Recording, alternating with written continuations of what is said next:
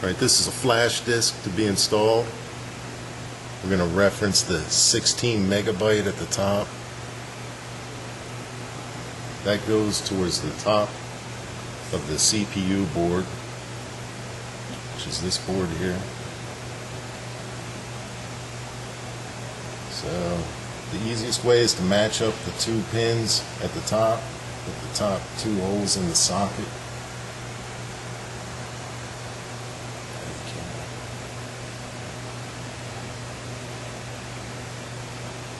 And with them lined up, just press down.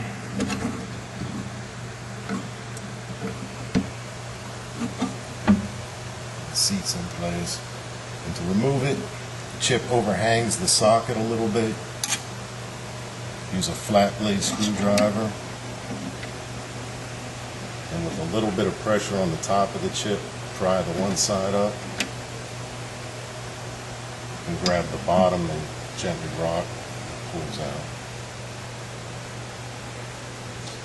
Just remember the 16 megabyte goes towards the top of the board.